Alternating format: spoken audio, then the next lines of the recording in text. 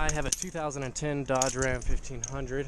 Got 228,000 miles on it, and the rack started leaking up at the top. I think it was between the seal of where the steering column goes to the rack. Probably right about there is where mine started leaking. So this is the new one, right? So I went to O'Reilly's, and mine is a quad cab, so I listed it as an extended cab, which should be correct. And they gave me, for some reason, they gave me a rack for a 2500. And it fit. The tie rod ends were different, so I also had to replace those, but it's totally not working. And so my only guess is right now is that the pressure is different for the pump.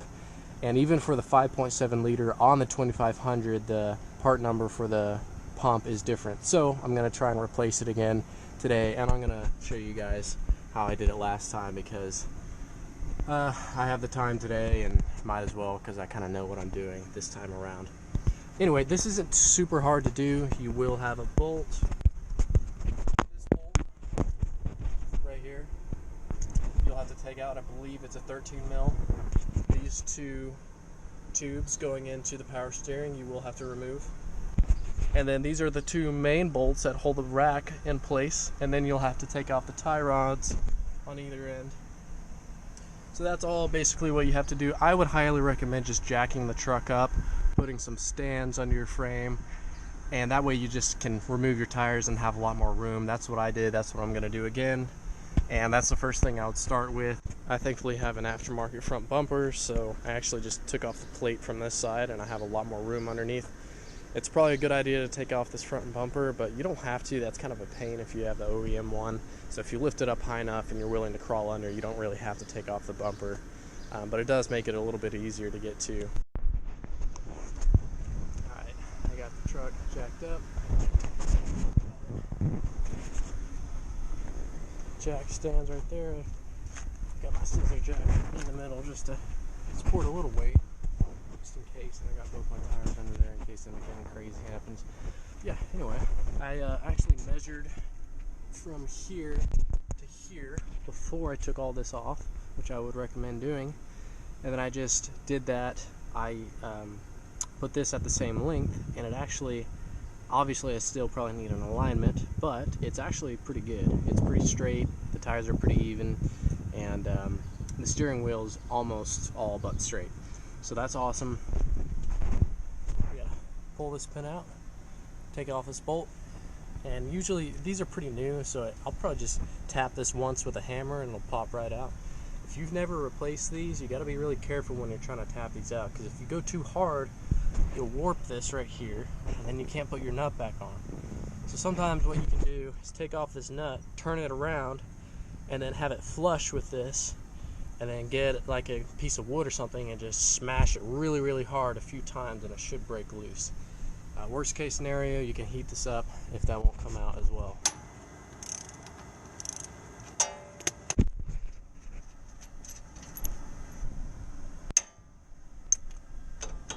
I guarantee you, if you've never replaced this, it won't be that easy, but it was for me. I'd also recommend go ahead and break that loose before you. But yeah, basically do that on both sides. Next, I'm going to get this bolt up here, which is, I believe, a 13 mil. It's not super tight, but it's a little difficult to get to. Also, if this is lopsided, go ahead and turn your steering wheel to where it kind of lines up to where you can easily get to it with an extension. I already broke it loose. It's not super tight from what I found. Just take it off now. Like that. This is when it gets a little messy, and this is probably the most difficult part, getting these two bolts out. It's not like you can just use a socket, so I found it's just best to kind of just get a variety of this, and this. And this is probably the part that takes the most time. It's just a pain. This one is bigger than the lower one, so you gotta I like to undo this one, the top one first, and then once I have that undone, some fluid will start to leak out. I just pull this tube off and just kind of lay it down right here to drain into my little bucket I have right here. After I get that one off, I'll do the same for this. And this is no real special way to do this. It just kind of sucks either way. So yeah, thankfully, since I just did these, they're super kind of oiled up, and this one was pretty easy to get out. This is really gonna start coming out. You can kind of just go down right here. Oh man, a waste of good fluid. I freaking hate this. If I can get any of this in the bottle. It's probably best to let that drain just a bit. Next up is just getting this bolt and this bolt right here.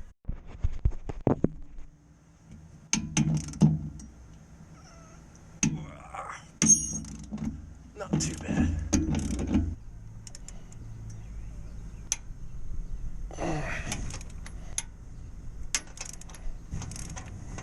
Plate right here. So I found the best way for me is, and this just kind of pops down, but when I pop it down, I kind of slid it all the way to the right as far as I could, and then I go down and push this right under here, and get it below.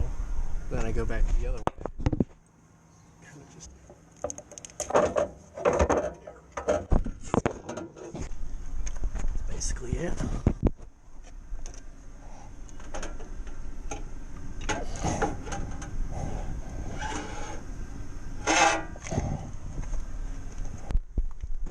Drain a bit so it doesn't just go everywhere.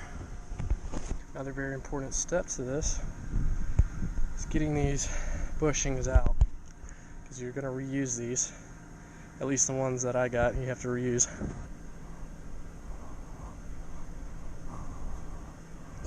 I kind of lube these up before I put them in, so they were pretty easy to come out. Yeah.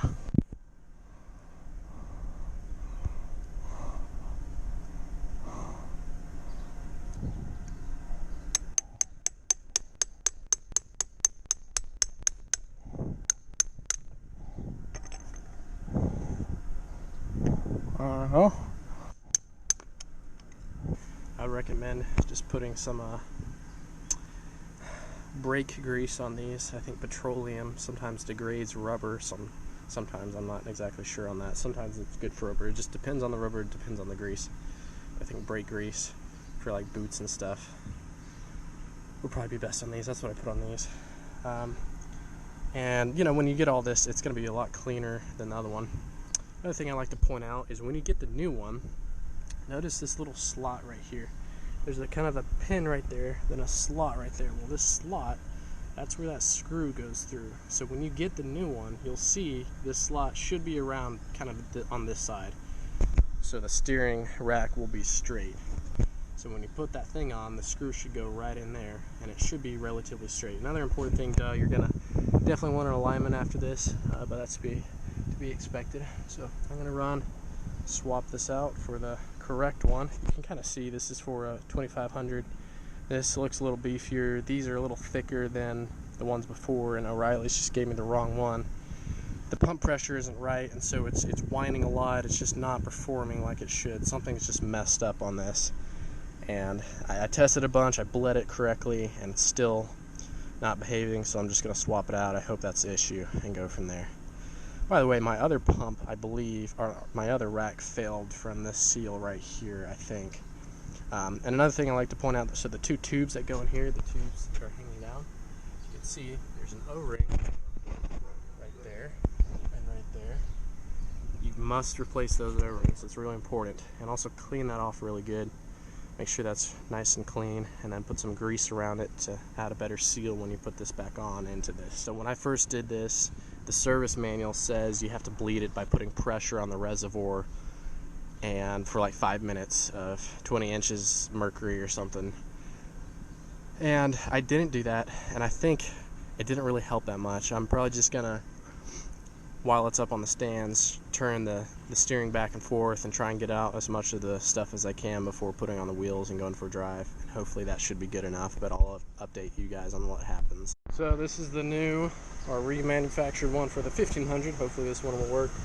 Yeah, I kind of just lube these up a bit. You can see the paint just peeling off if they just crappily paint it. And this is so jank. Like, this tube is bent. Hopefully this works, but oh well. But yeah, I'm just putting these back in. I'm just going to tap it on with a hammer. These are the new tie rods that I got. These are the seals, so those are very important.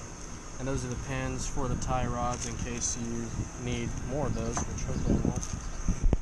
And of course I'm trying to put all this in and this starts coming in, so hopefully I don't get rained on. It is raining, but I'm trying to shelter under here and just get this done. Got that bolt in there. And this left one goes to the top. The smaller one goes on the bottom. You can't get them wrong, they're two different sizes. Got everything on. Got the lines in, got the new O-rings on the line. Made sure to clean them pretty good. Put a little bit of grease around the threads to seal it. And topped off the reservoir, turned the steering wheel a couple times with the engine off. And I'll probably turn it on for a second or two and then top it off again, turn it on a second or two, top it off again, let it kind of start flowing through, and then start turning it while it's on, just to make sure everything's working good, and hopefully it will. Well, that fixed it. Everything's back to normal.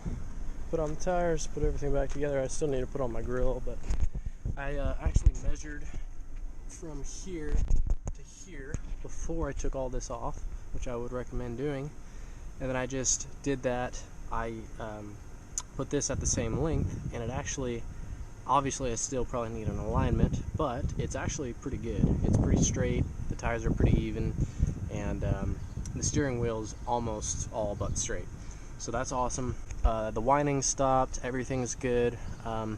Generally if you have whining, it means you need a pump or you're low on fluid in the pump, and I still have a really slight whine. The pump has 200,000 miles on it, so that's not super surprising. Might need to replace that down the road, but the rack was the thing that was leaking, and that's the thing that I wanted to replace, and it's replaced, so everything looks good. All I need is an alignment. Hopefully this video helped. The 2500 Ram racks do not work on the 1500s, so don't put it on. That was my issue and why I had to replace it a second time, because O'Reilly's gave me the wrong part, because that's what was in their computer, so I can't really blame them as the computer's fault. Anyway, thanks for watching.